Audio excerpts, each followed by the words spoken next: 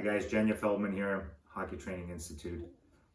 Today we wanted to talk about a topic of taking a post-grad year or your gap year. An important topic, I guess, because those are big decisions and we see players and parents trying to make those decisions every year. So a gap year is your year between finishing high school and going to college. I think if you looked into the NCAA rules, Division I especially, you'll know that you're allowed by the rules, you can have one gap year. On the female side, at least, I think on the male side, it's a little different. Not sure why, to tell you the truth. Because I think sometimes it would be very beneficial for some players in some cases to have that time and develop more. So the questions we have with the players and the parents a lot of times is, why should I take a gap year?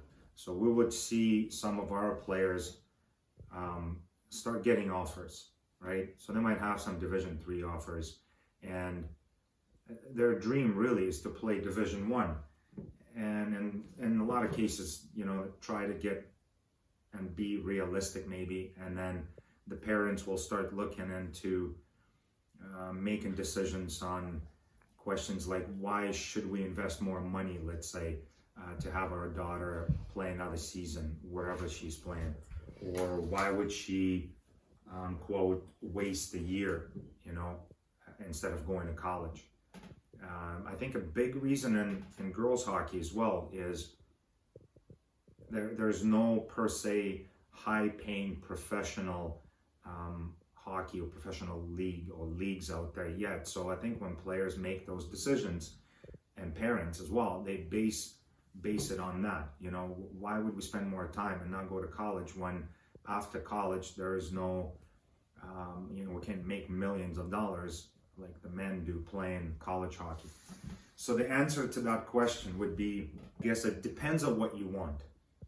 If having a successful college career is important to you, if getting the best options in college is important to you, then you would try to use the time you have, the eligibility, while you're young enough to play at the junior level, U19 Tier 1, let's say, to become the best player you can be, to get the best options you can get, okay?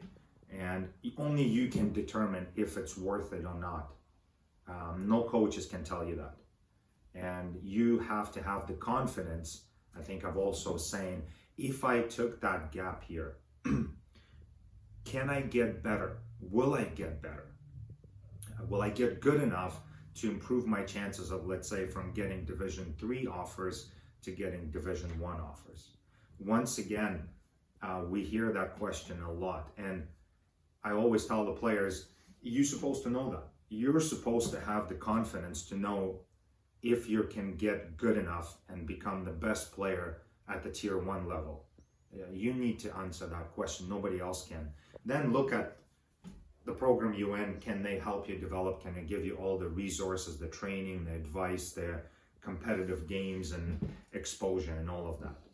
So talking to a lot of the college coaches, most of them know they're caught up in that race for the top players, and that's why they start recruiting and committing to players at 15 years old, maybe even 14 years old, which between us, most of them really don't like doing that. They don't want to do that because it is a risk. It's a gamble because you don't know where the player will be from 14 to when she turns 18 years old and how she'll develop, how she'll mature and all of that. So, but they're caught up in that race because if they don't commit to a player, they feel that somebody else is going to get her and so on. But it's not like that for everybody.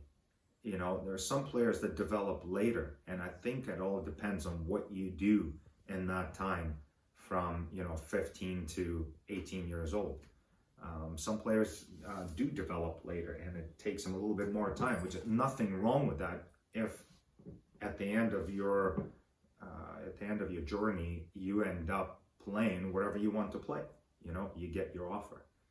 So some of the things like that I think you need to consider, and don't get too preoccupied with the peer pressure, I guess. Peer pressure comes from your parents a lot of times.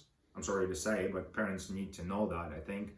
And also from your, from your friends who might be moving on to universities as a true freshman. Some of them are non-athletes, so you also have to differentiate between that. Because as a non-athlete, you don't have that other component of finding the right program for you as a hockey player, making the team. I mean, you might be a good student, you can get admitted to many universities and attend as a non-athlete, but as an athlete, as a hockey player, you're trying to find the combination of school and hockey at the same time. So it might take you longer because you're looking for that right team or the right opportunity to come along. Okay, so the point here would be, again, take your time, be confident. If you need extra time, don't rush. Play that extra year. If you're gonna finish, graduate from university at 23 instead of 22, really when you're 35 years old, you're gonna look back at it. I don't think it's a huge difference as far as your career professional career after hockey, So if you have questions, guys, you're always welcome to reach out. It's a really good topic to talk about. Parents, you're welcome to reach out to us as well. Thank you guys again for watching, and hopefully it helped a little bit. Talk to you soon.